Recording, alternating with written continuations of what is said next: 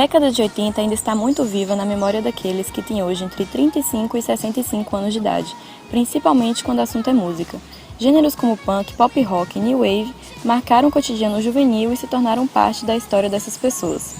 Reproduzidos nas discotecas, esses ritmos eram associados às coreografias que todos se empenhavam em aprender.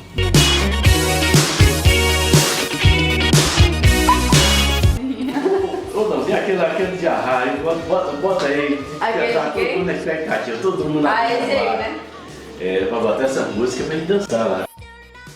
A gente tem em vários lugares do Brasil o desenvolver de terapias ligadas a uma coisa interessante, despertada por Roberto Freire, autor de Cléo e Daniel, que é a somaterapia, que é uma perspectiva de experiência de corpo, onde vários jovens se reuniam em várias partes do Brasil, dançavam, cantavam variadas músicas e falavam sobre o seu corpo e empreendiam uma certa liberdade do seu próprio corpo, de conhecer e de ler o seu corpo.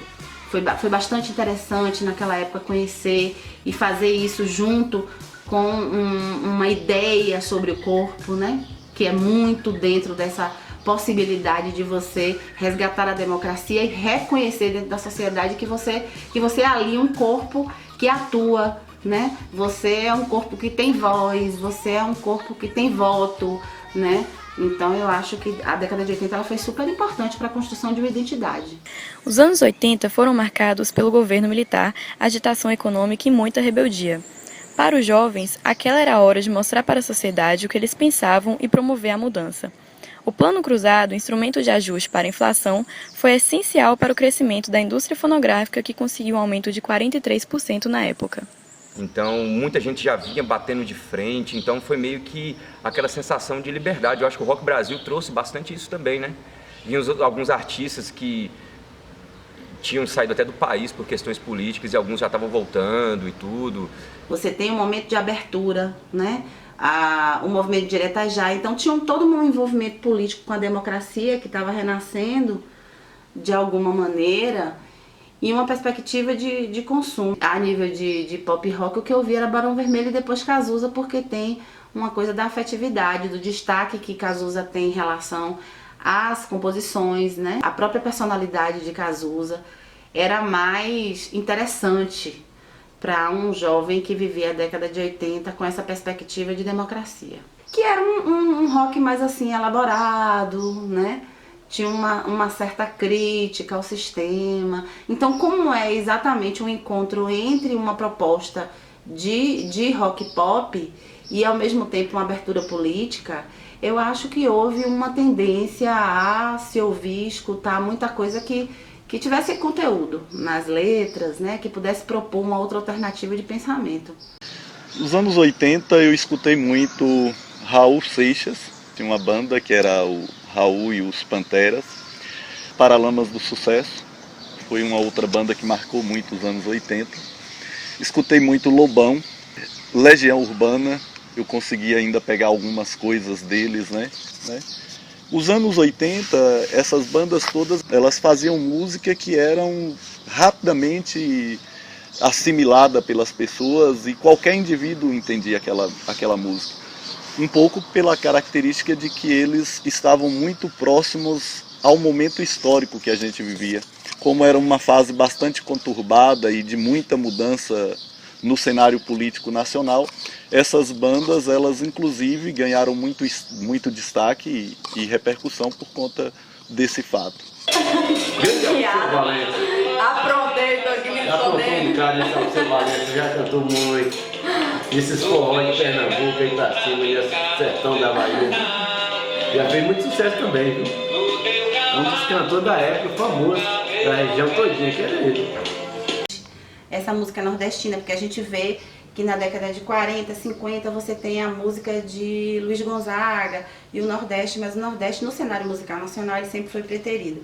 Alceu vem na década de 70, compõe um cenário musical muito interessante, muito atuante e alternativo.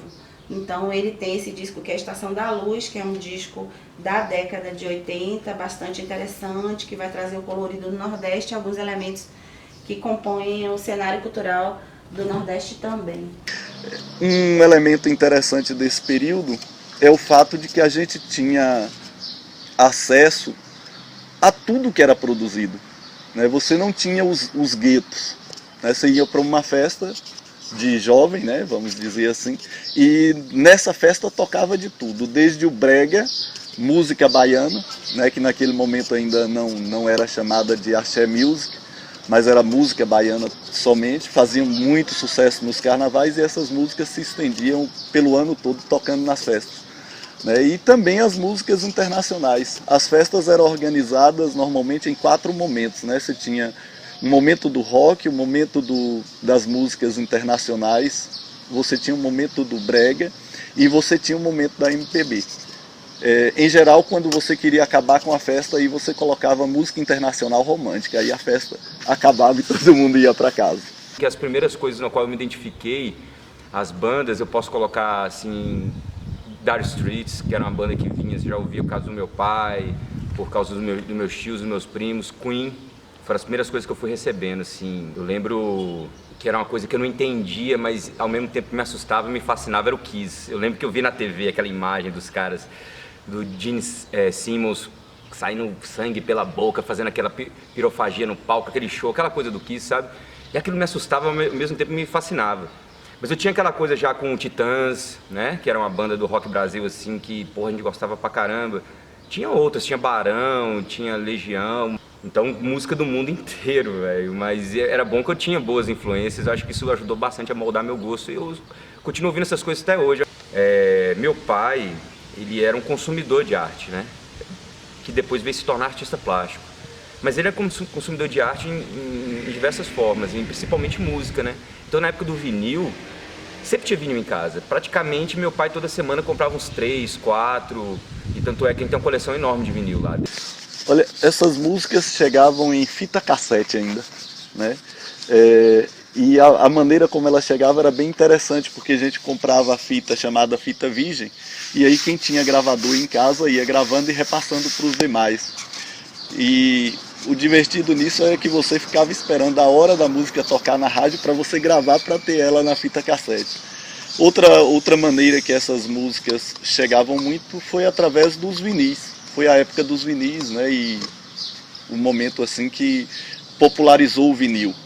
Tanto que a gente tinha muita facilidade de comprar vinis, porque não era algo muito caro, né? A gente conseguia ter acesso a isso. E pela facilidade de você pegar esse vinil e reproduzi-lo, transformá-lo em fitas cassetes e sair literalmente disseminando isso. Então, pra gente, quando ganhava um disco desse, isso era uma maior felicidade. É tanto que até hoje eu guardo meus discos de relíquia, todos eles que eu consegui através de presente, através de ganhar ou de comprar eles em alguma lojinha que quando a gente vinha para aqui para Conquista, porque lá mesmo não tinha onde comprar. Aí quando a gente queria ter algum disco desse em mão, a gente ia para Conquista ou tinha que ir para Salvador. Porque lá onde a gente morava mesmo não tinha lojas que vendiam. E constantemente eu me relacionava com a rádio. Porque tem Salvador, eu morava em Salvador, né? Morei em Salvador até os 26 anos, sou soteropolitana, e me lembro que eu entrava em contato com a rádio. Então tem aquela relação com a rádio, você ligar pra rádio, você ganhar presente, de você ganhar ingresso pra show, de você ganhar vinil na rádio, né? E eu me lembro que era a Rádio Educadora e eu tinha uma conexão dentro da Rádio Educadora. Eu devia ter uns 17 anos e tinha um locutor que gravava as fitas pra mim, de umas músicas que eu super curtia na década de 80, que pode não estar no repertório de muita gente, mas estava no meu, que são grupos ibero-americanos, que estão dentro da América Latina e que tocaram nos anos 80 e nos anos 90, que é Tarancon e Raízes da América. Os anos 80 foi um ano importante para a música baiana. Foi onde surgiram as grandes bandas do axé, né? E eu acho que eu lembro de um sucesso arrebatador, assim, que foi Luiz Caldas, Nega do Cabelo Duro, e se marcou, velho. As pessoas mais conhecidas da gente da época eram daqui de Vitória da Conquista, através das músicas de Luiz Caldas que eu conheci Gilvânia, que é minha esposa hoje. E isso aí, até hoje eu considero coisa assim com muita qualidade, sabe? Luiz Caldas, o Chiclete no início principalmente, tudo muito inspirado, muito ritmo, muita poesia também. Então vem da família, vem das FMs, né? Os anos 80 a FM era algo que bombava demais em TV, né? Aqueles programas de calouros, Clube do Bolinha. Clube do Bolinha, eu vi ali vários artistas no início da carreira deles, assim, explodir. Chitãozinho e Chororó já vinha um pouco, mas já existiam pessoas antes deles. Christian Ralph, que veio dos anos 70 com música romântica, viraram sertanejo, né? Então esses programas de auditório também moldaram bastante assim, algumas coisas pra gente. Eu acho que todo mundo passa por isso. Hoje a gente está tendo mais escolha, a gente pode escolher os veículos nos quais a gente quer ouvir, sabe que tem aquilo que a gente talvez está afim, mas naquela época a gente não escolha não, as coisas vinham, né? Vinham muito da TV e vinham da rádio e da família. Todo dia ao amanhecer,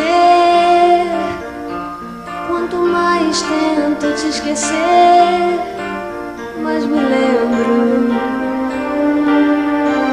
não tem jeito.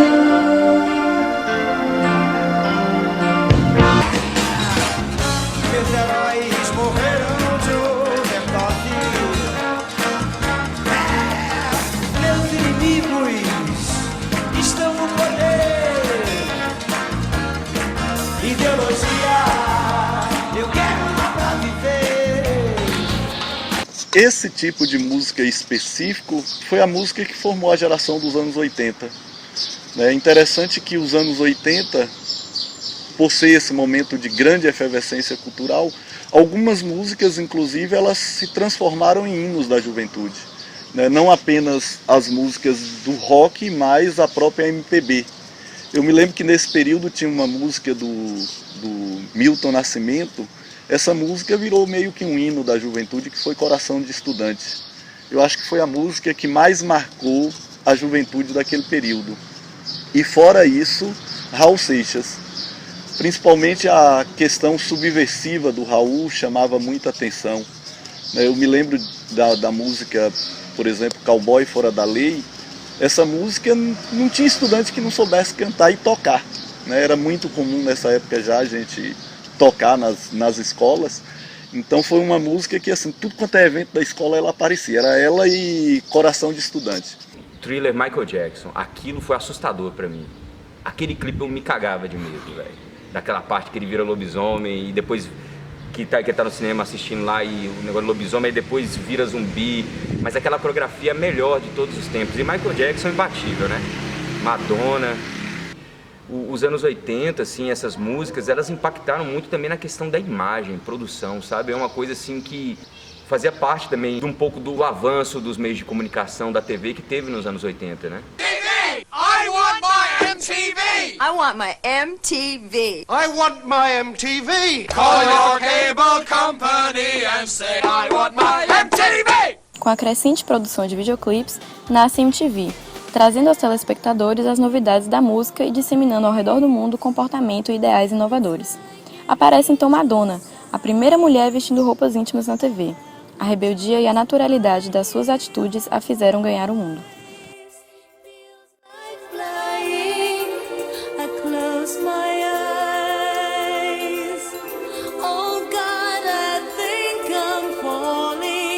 E a coisa do videoclipe, eu acho que ali foi um ponto crucial, sabe? Os anos 80 é ali onde surgiu a ideia do videoclipe e isso ajudava a vender. Foi uma época muito comercial, acho que deu... Hoje, lógico, hoje é muito mais, mas eu acho que a grande ruptura, eu acho que o mundo estava mais globalizado. Ainda assim as coisas demoravam para chegar pra gente, as coisas que vinham de fora, mas já não demoravam tanto. Eu lembro que bandas que lançavam disco em 1980, chegava às vezes a gente tinha acesso no Brasil em 82, por aí, sabe, as coisas chegaram. Por causa de contratos de gravadores, de distribuição, hoje tudo é muito mais rápido, né? Então o nosso consumo para tudo era muito mais intenso. Por exemplo, quando eu ouvia um disco, eu via ele muitas vezes, porque a gente não tinha uma gama enorme de coisas chegando pra gente igual chega hoje. Hoje a gente consome música de uma maneira diferente, né? A gente pega uma banda que a gente achou legal, a gente faz um apanhado lá de 2, 3 músicas, bota na playlist, quer ver mais a parte interativa, assim, que eu falo, a gente vai no YouTube, quer ver música, imagem, produção, tudo. Nos anos 80 isso tava começando, então tinha essa coisa da escassez, dava mais prazer. Sabe? Quando você queria desmiuçar uma banda, você ficava ali horas ouvindo os detalhes, folheando capa de disco, lendo as letras. Hoje nem letra, ninguém quer ler nada, velho. Então, Era uma maneira de sentir a música diferente, então tinha um outro impacto, sabe?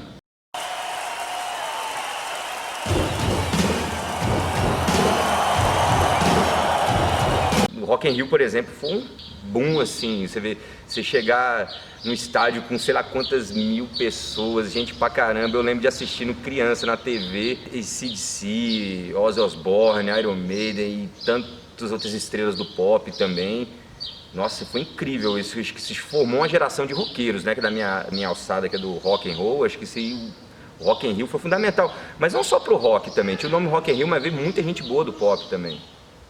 Com tantos grupos surgindo e fazendo sucesso por falar a língua dos jovens, houve a necessidade de abrir um espaço para a integração dessas tribos e a disseminação dessas ideias revolucionárias. O Rock in Rio teve a sua primeira edição em 1985 e é conhecido por ser o maior festival de música do mundo. Além da sua grandiosidade, foi muito importante também por trazer bandas e cantores que antes não faziam shows na América do Sul, e a partir de então seus ídolos puderam vê-los de perto.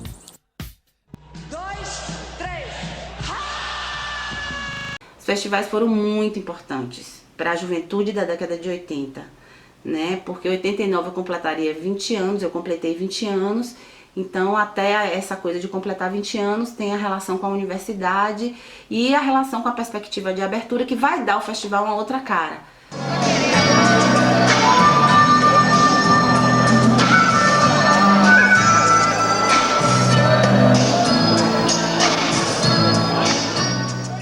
Ainda se tratando das questões sociais, essa década teve uma grande importância histórica. Os anos 80 trouxeram mais fortemente a discussão sobre racismo e igualdade. Assim, os negros ganharam visibilidade e espaço para os mais diversos estilos. Em março de 1980, o DJ Corello, no Rio de Janeiro, deu nome Charme aos bailes onde só tocava música negra, como R&B, freestyle e pop. Esse estilo deu espaço a grandes artistas, como Mar Chandley, Cybele Lynch e Tawata D.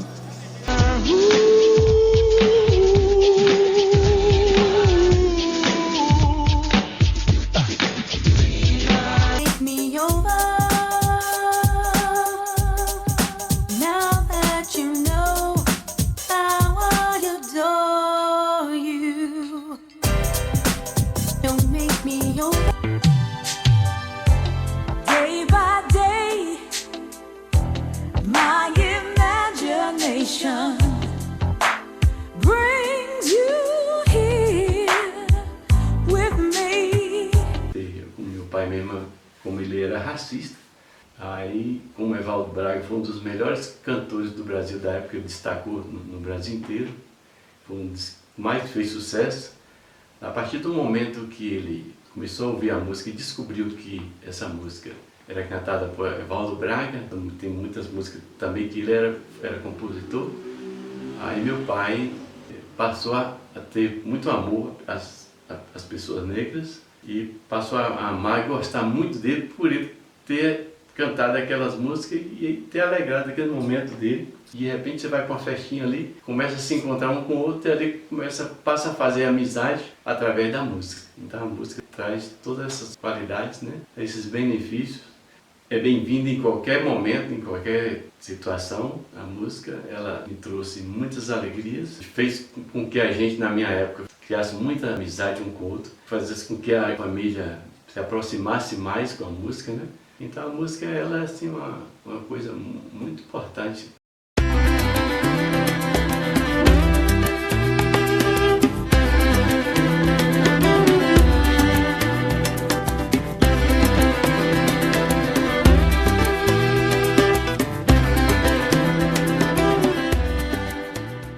Foi a geração que conseguiu criar coisas novas, apontar outros caminhos. Eu diria que os anos 80 foi a década perdida mais bem vivida que a gente teve.